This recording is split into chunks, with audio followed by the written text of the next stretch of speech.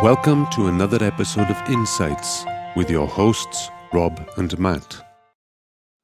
Today, we have an enlightening discussion lined up for you as we delve deep into the intricacies of our daily Kabbalah studies. Our topic for today's episode is, what is he who has a flaw shall not offer or sacrifice in the work? Thank you everyone for joining us today. Matt, I must say these insights are truly fascinating. Insight number 1 raises an intriguing question. To what extent can we see our flaws? Absolutely, Rob. It's clear that our will to receive in order to receive is considered a flaw. The challenge lies in identifying and revealing this flaw within ourselves.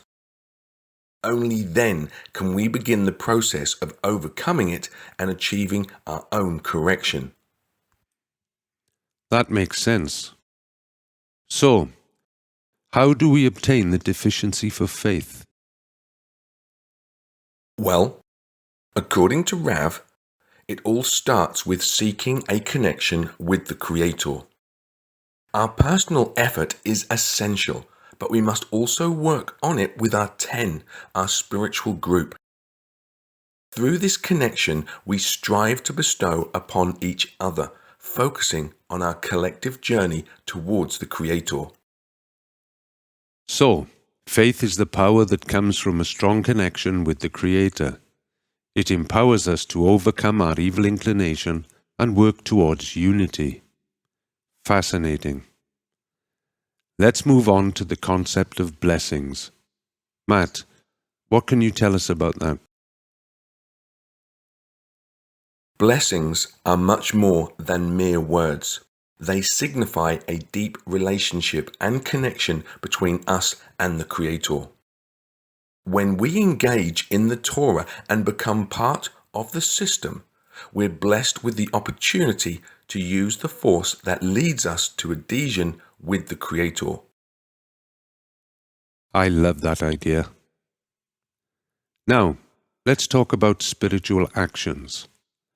How can they be defined? Well, a spiritual action involves turning to the Creator and actively seeking ways to draw closer to Him. It's about longing for that closeness and constantly asking the Creator to guide us. By doing so, we not only bless the Creator, but also bring Him contentment. That's remarkable. Now, moving on to becoming true disciples of the Creator. How can we achieve that, Matt?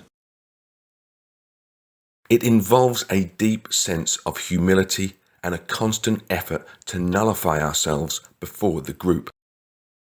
By feeling the presence of the Creator within our friends, we become true disciples. It's about constantly striving to get closer to this reality, Rob. Thank you, Matt. Now, let's tackle the question of cleansing our flaws and finding faith in the Creator. How do we go about that? It's a continuous process.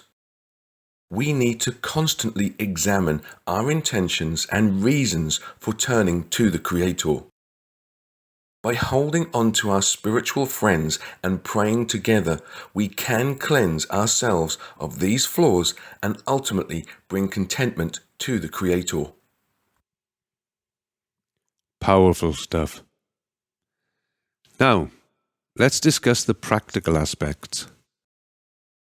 How can we work with our flaws and develop faith?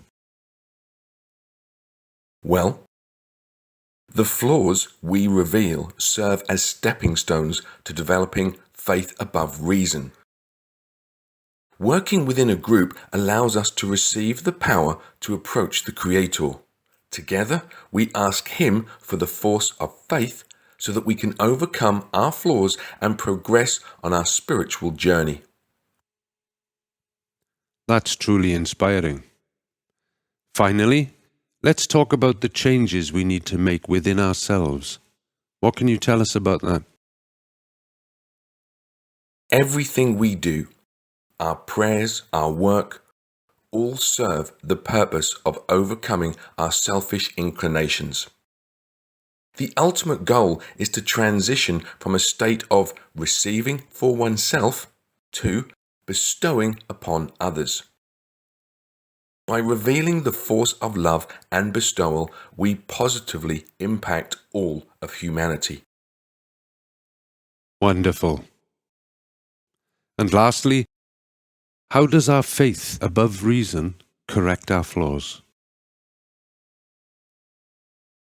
It all starts with acknowledging that we lack the vessels of bestowal. The recognition of this lack enables us to turn to the Creator, asking Him to provide us with the strength and faith we need to mitigate and correct our flaws. As we develop faith above reason, our flaws gradually transform into opportunities for growth. Absolutely profound. It's incredible to see how these insights intertwine to form a comprehensive understanding of what is he who has a flaw shall not offer or sacrifice in the work. Thank you, Matt, for sharing these insights today. It was my pleasure, Rob. And thank you to all our friends for joining us on this enlightening journey. Remember, the pursuit of self-improvement and spiritual growth is a lifelong endeavor. Stay tuned for more valuable discussions on Insights with Rob and Matt. That concludes today's episode of Insights. We hope you enjoyed our thought-provoking chat from our daily Kabbalah studies. Join us next time as we continue exploring the depths of Kabbalah's wisdom. Until then, stay curious and keep seeking those insights. Goodbye, everyone.